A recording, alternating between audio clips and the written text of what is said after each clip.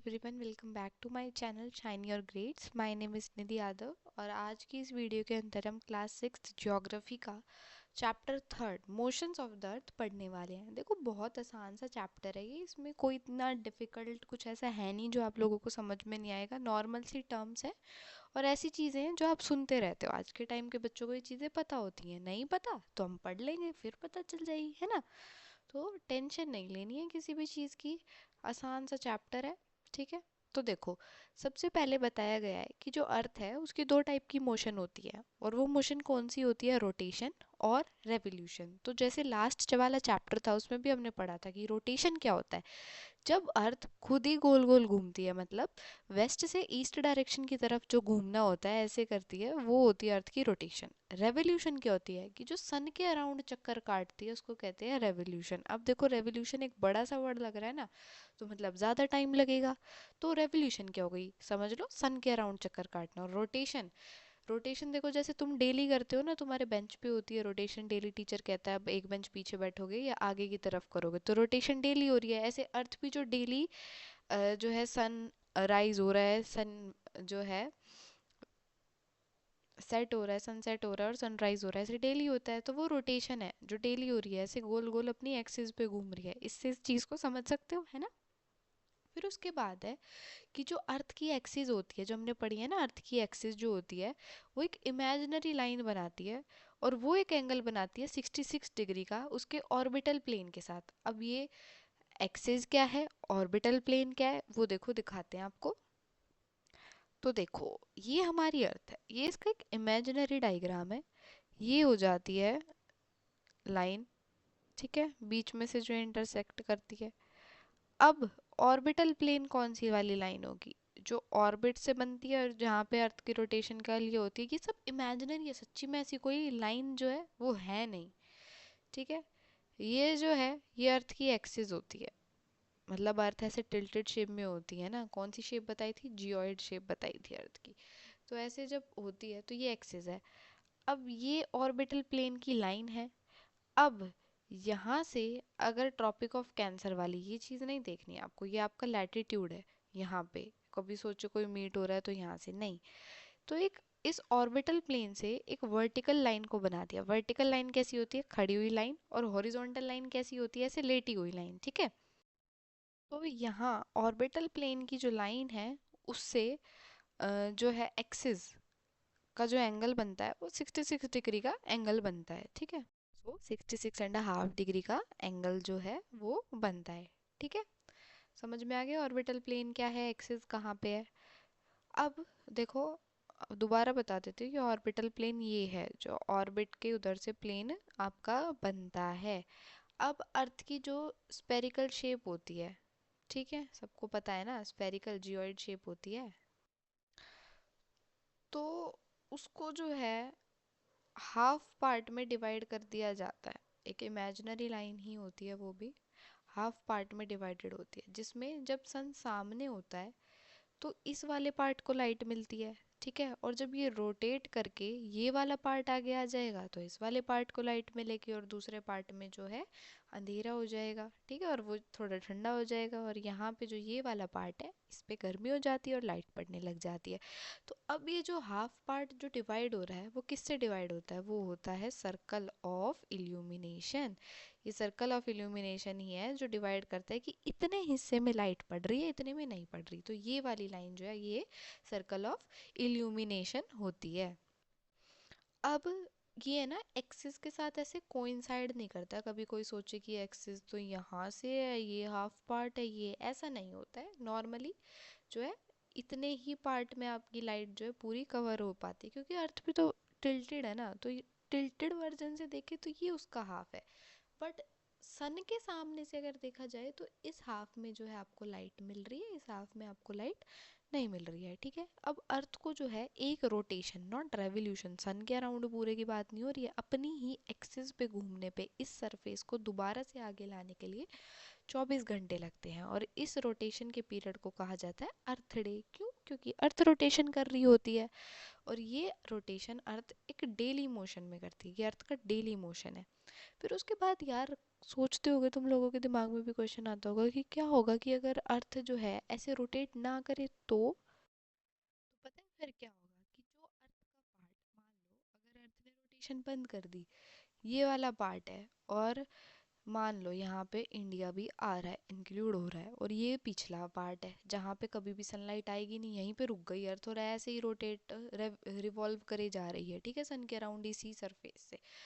तो क्या होगा, यहाँ पे हमेशा दिन रहेगा, इतनी गर्मी होने लग जाएगी, दिन रात दिन ही रहेगा, गर्मी रहेगी, और इस वाले एरिया में कभी सनलाइट कभी आएगी ही नहीं अगर जिंदगी में, तो यहाँ बिल्कुल अंधेरा, इतनी ठंड की सब जमने लग जाएगा। तो ऐसी कंडीशंस में जो है रहना ही मुश्किल हो जाएगा, फिर तो लोग यहाँ पे रह ही नहीं पाएंगे, ठीक है। फिर उसके बाद रोटेशन हमने पढ़ लिया क्या होता है। फिर एक सेकंड मोशन जो अर्थ का है वो होता है हमारा रेवोल्यूशन। रेवोल्यूशन क्या है कि ये सन है, सन के अराउंड पूरा, मतलब यहाँ से अगर अर्थ ने स्टार्ट किया है सन के अराउंड चक्कर लगाना, तो यहाँ से वापस ये आने में, इसको कहते हैं रेवोल्यूशन, एक पूरा चक्कर लगा लेना अपनी इस ऑर्बिट पे।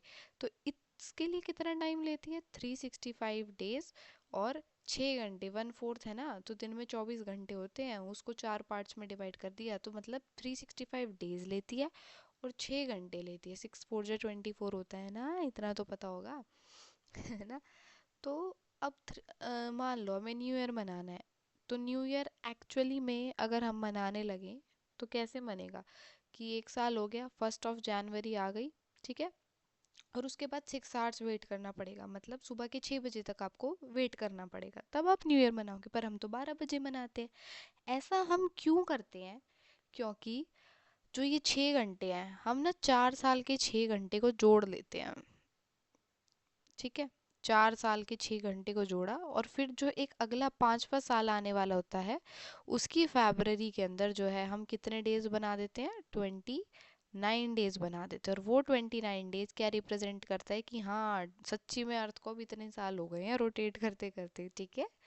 तो ऐसे ही होता है। अब कोई जो सोचता होगा ना यार 29 फरवरी को पैदा हुआ, उस बेचारे का 4 साल बर्थडे नहीं आता, वो 29 उस साल क्यों था, तो उसका आंसर ये है कि अर्थ को घूमने में 365 डेज और 6 आवर्स लगते हैं। अब उन 6 आवर्स को ऐसे काउंट करना तो मुश्किल है, तो उन 6 आवर्स को 4 साल तक जोड़ के एक दिन ही बना दिया जाता है, जो कि 5वें साल में ऐड कर दिया जाता है, ठीक है। ये बात इतनी समझ में आ गई।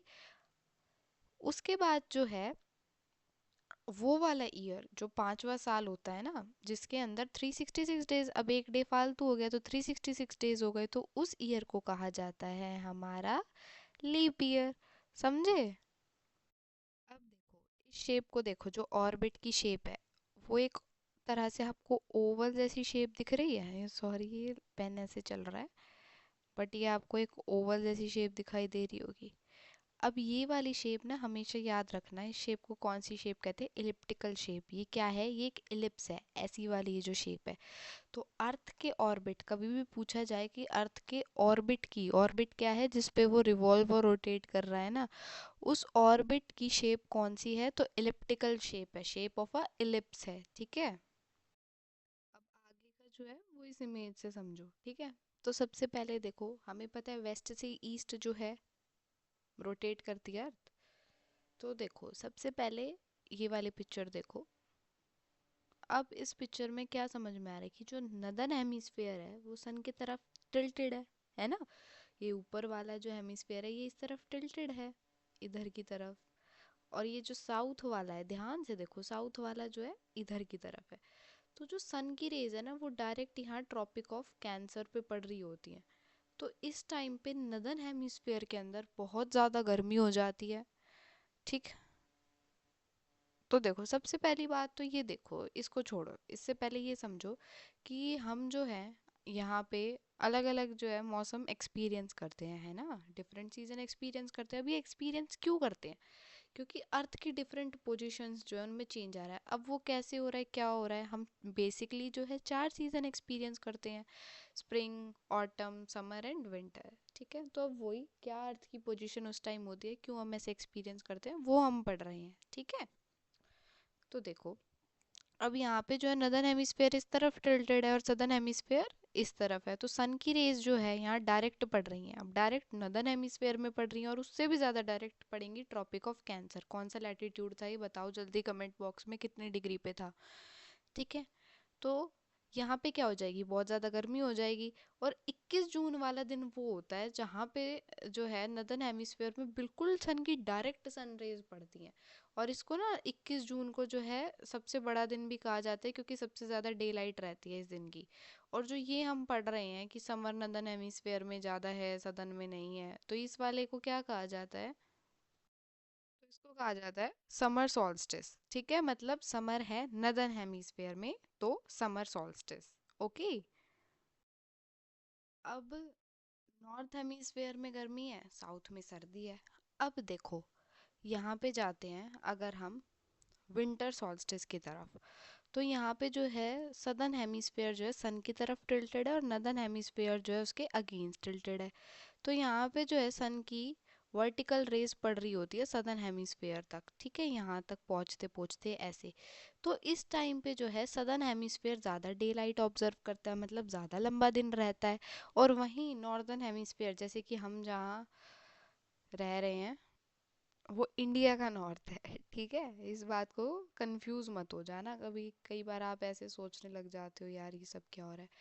तो सदर्न हेमिस्फेयर में इस टाइम पे गर्मी होएगी थोड़ी, ठीक है, और जो है यहाँ में डे ज़्यादा टाइम चलेगा और नाइट जो है वो कम टाइम होएगी। और इसका सेम अपोजिट कहाँ होगा, नॉर्थ में, ठीक है, जो अलग डायरेक्शन में टिल्टेड है ना उस पे सन की रेज जो है कम पड़ेंगी और जो इधर की तरफ है उस पे ज़्यादा पड़ेंगी। ठीक है, तब सदर्न हेमिस्फेयर में सन की रेज पड़ती हैं तो उसको विंटर सॉल्स्टिस कहा जाता है। और ये 22 दिसंबर की बात हो रही है, ठीक है, कि सदर्न हेमिस्फेयर में सबसे बड़ा डे होता है, पर हमारे इंडिया में जो 22 दिसंबर है वो जो है सबसे ज़्यादा बड़ी जो है नाइट होती है उस टाइम हमारे यहाँ पे, है ना। अब जैसे कि पता है ऑस्ट्रेलिया यहाँ पड़ता है साउथ में, तो पता है क्रिसमस जो ऑस्ट्रेलिया में मनता है ना वो उनके समर टाइम में मनाया जाता है। ये बात पता थी आप लोगों को कि ऑस्ट्रेलिया में जो क्रिसमस है वो समर टाइम में मनता है, जहाँ हम सब क्रिसमस को बिल्कुल ठंड में मना रहे होते हैं वो लोग गर्मियों में मना रहे होते हैं। फिर ऐसे टाइम्स आते हैं जब जो है सन की डायरेक्ट रेज पड़ती हैं दोनों तरफ, कोई हेमिस्फेयर टिल्टेड नहीं होता है इतना। तो वो हमारे जो सीजन्स होते हैं वो होते हैं स्प्रिंग के और ऑटम के, इसको कहा जाता है इक्विनॉक्स। ठीक है, इक्विनॉक्स। अब इन दोनों में ऐसे रिवर्स्ड होता है कि 21 मार्च को अगर नॉर्दर्न हेमिस्फेयर में अगर हम बोले ऑटम है तो सदर्न हेमिस्फेयर में स्प्रिंग चल रहा होगा, और इसका सेम ऐसे ही अपोजिट 23 सितंबर में होता है। ठीक है, इतना सा चैप्टर था, छोटी सी बात थी। आई होप सबको ये सब समझ आ गया होगा। ये जो क्वेश्चंस हैं इनको खुद से ट्राई करना, चैप्टर की एक बार खुद से रीडिंग लगाना। मिलते हैं नेक्स्ट वीडियो में, ठीक है, okay, take care and bye bye.